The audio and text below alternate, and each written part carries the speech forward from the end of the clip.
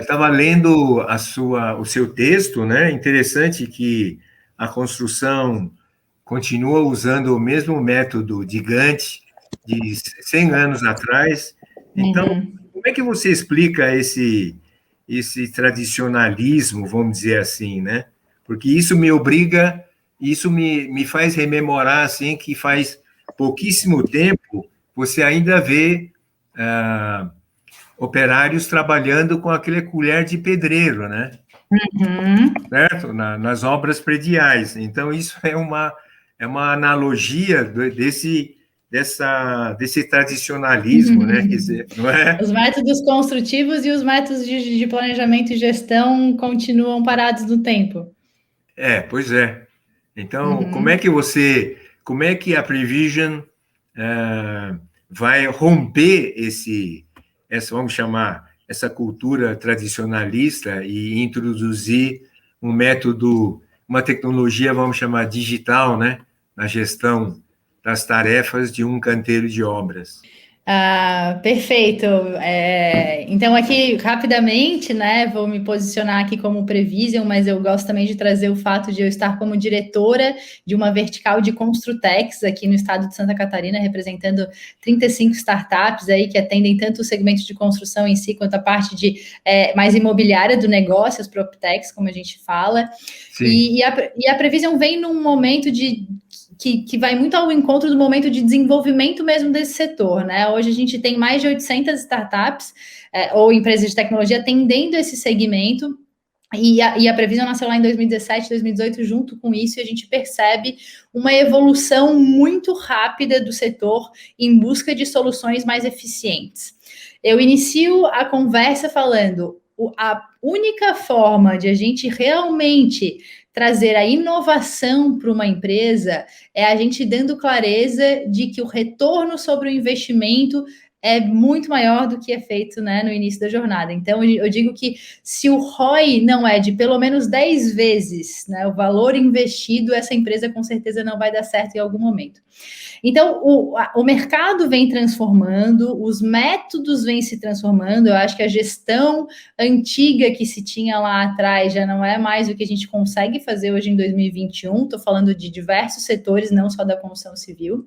Quando a gente fala de gestão ágil, a gente percebe que esse movimento é muito forte na indústria e isso traz também para a construção civil um aprendizado. Quando a gente fala de eficiência e gestão enxuta, né, agora trazendo para os termos de Lean Construction, isso já se notou que o modelo de gestão antigo não se aplica mais às novas realidades. E a pandemia foi, sem dúvida, um momento em que a gente, como é que se diz, aquele jargão, né, de a gente falar que crise é oportunidade, realmente aconteceu nesse ano, porque nós precisamos ganhar eficiência, né? Então as margens reduziram e as empresas necessitaram de uma digitalização automaticamente. Se o setor de tecnologia era um setor lateral e de apoio, de manutenção da empresa, ele passou a ser um setor estratégico. Então, a Prevision traz a conexão entre duas evoluções essenciais para a nossa realidade atual, que é a digitalização dos processos e a otimização dos métodos de gestão em busca de uma gestão mais eficiente, que reduza desperdícios e otimize a alocação de recursos. Então, falando especificamente sobre a linha de balanço, que nasceu lá na indústria nos anos 50, ela é muito mais aplicável hoje. A gente sabe que é um método muito mais eficiente do que o método de diagrama de Gantt, né? Como a gente falou anteriormente, assim como os métodos construtivos estão precisando evoluir, chega de pá e reboco, né? Para a gente conseguir ter construções mais modulares, mais eficientes, os métodos construtivos da mesma forma, né? Então, a gente iniciou a jornada ali em 2017, 2018 e foi mostrando valor e retorno sobre investimento quanto a redução de custos, né, e a otimização dos prazos de obra, que a gente conseguiu construir cases que saíssem, então, de uma obra lá em 2018 para quase 800 obras agora em 2021, porque o mercado percebeu que esse movimento é necessário. Vou contribuir um pouquinho com dados também. Na última pesquisa do World Economic Forum, né, em que a gente teve resultados aí, escutamos os grandes gestores de empresas que têm um alto nível de gestão, três pilares foram citados como essenciais para a construção do futuro. O primeiro deles, os talentos, as pessoas. O segundo, a integração com a cadeia. E o terceiro, a adoção de tecnologias. E os três, querendo ou não, estão conectados a esse movimento de digitalização. A própria tecnologia é base disso. A integração com a cadeia é essencial que se faça de uma forma conectada, né, integrativa. E os talentos, é muito importante também fazer essa provocação. Os profissionais do futuro já entenderam que é importante trazer mais eficiência, trazer mais digitalização para o processo. Então, além de a construtora precisar de uma base eficiente de tecnologia por si só e para integrar a cadeia, para ela ter os melhores profissionais, ela também tem que ter uma base tecnológica e de gestão mais eficiente, né, para trazer os melhores profissionais. Então, o movimento não é simples, o mercado da construção civil é um dos que menos se digitaliza e a gente já está cansado de falar nisso, mas o movimento de transformação é muito grande. E para fechar essa pergunta, eu vou trazer um outro ponto, que é o seguinte: como a gente nasceu com com o desenvolvimento das Construtechs lá em 2017, 2018, no início das jornadas, as construtoras perguntavam para a gente, bom, e se a Prevision morrer, né? E se a empresa não existir? Eu vou trocar minha plataforma de planejamento, meus métodos tradicionais, por um método mais eficiente, eu entendo, mas será que vocês vão sobreviver, né? E hoje as consultoras já entenderam que o movimento é inverso, né? E aí elas percebem mais que, em vez de a Prevision, o medo ser esse, de a Prevision morrer, se elas não otimizarem, se elas não ganharem mais eficiência nos processos delas, se elas não quiserem mudar hoje, elas é que têm uma tendência de morrer lá na frente. Então, se lá no início da jornada era muito difícil educar, e lógico que continua sendo uma função nossa educar o mercado e mostrar qual é a eficiência que a gente realmente traz para o processo, mas hoje as consultoras já estão vendo de uma outra forma. Como que eu me transformo hoje para que lá na frente eu não esteja obsoleto? Então, Paula, você tem uma das dificuldades que eu, como jornalista, né, de construção e engenharia, eu tenho, toda vez que eu vou começar a aprender a aplicação de um novo software, a parte que eu sempre tenho dificuldade é justamente assim, essa parte de evangelização, né? Convencer a construtora a adotar essa nova tecnologia. Então, eu parto sempre para uma seguinte pergunta: não tem um exemplo prático para você me mostrar, né? Por exemplo, num canteiro de construção imobiliária, a atividade que se repete seria a montagem de formas, a colocação de armaduras, né?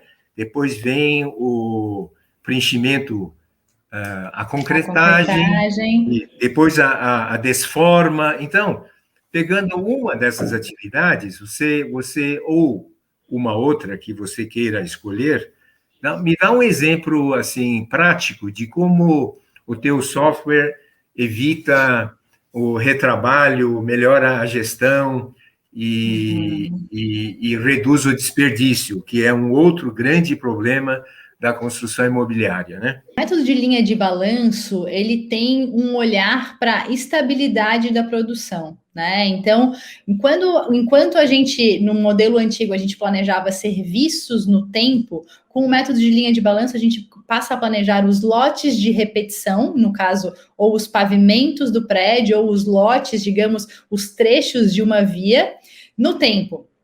E o grande objetivo da estabilização dessa produção é que eu tenha serviços que tenham ciclos que fazem sentido, que são conectados. Então, como se as linhas de balanço mesmo, né? Aqui eu tenho os locais, aqui o tempo, o ritmo dos serviços faça muito sentido. Então, eu não vou falar da otimização de um serviço específico, mas eu vou falar da otimização de um planejamento. Quando a gente vê os locais no tempo, a gente passa a ter uma gestão muito mais visual. Esse já é uma entrega que faz muito sentido, porque não fica na mão de uma pessoa, certo? O planejamento passa a ser facilmente comunicado, tanto para a obra quanto para o escritório, para a gestão. O grande ponto é a gente entender qual que é o melhor ciclo, qual que é a produção que faz sentido para um serviço X, para que eu não tenha folga nem entre os serviços, né? Eu consigo ver com as linhas e o que eu faço em cada local, em cada dia de obra, eu consigo perceber se tem folgas entre os serviços ou até mesmo dentro de um mesmo serviço. Então, eu vou exemplificar. Se eu tenho o serviço de alvenaria, por exemplo, que leva 10 dias a cada andar, e o próximo serviço que eu vou executar é o serviço de instalações. Vamos fazer a infraelétrica, digamos, né? E a infraelétrica é mais rápida do que a alvenaria. Ela leva 5 dias, enquanto a alvenaria leva 10. Se eu não faço um balanceamento desse serviço, que eu consigo ver isso com muita clareza na linha de balanço, eu vou executar o serviço de alvenaria em 10 dias, eu vou iniciar o serviço de infraelétrica em 5 dias, e para começar o próximo eu vou ter que aguardar 5 dias para iniciar esse processo. Como mão de obra a gente não tira da caixa, né? Isso poderia trazer um grande desperdício de horas de pessoal lá na ponta. Então, muitas vezes, e aqui absolutamente todos os planejamentos que saem de um diagrama de Gantt e vêm para a plataforma da Previsão em uma visão de linha de balanço são otimizados. É muito fácil a gente perceber folgas entre os serviços, interferências ou folga entre o mesmo serviço. Muitas vezes, esse mesmo serviço pode começar, às vezes, quase 2 meses depois, acabando no mesmo prazo, não interferindo no restante do planejamento, e isso faz com que eu economize a mão de obra, que não vai ficar parada, eu consiga comprar os materiais no tempo certo, e isso ajuda muito na minha logística e no meu canteiro. Isso faz com que eu não tenha desperdícios no processo, por exemplo, ficar material parado, perder o que está, né, esse material lá dentro de obra. A gente sabe que tem muita demanda, e quando a gente não tem essa gestão just in time, como a gente chama, o material fica parado lá, isso pode gerar algum desperdício, algum furto. E ainda mais a gente otimiza a alocação de recursos.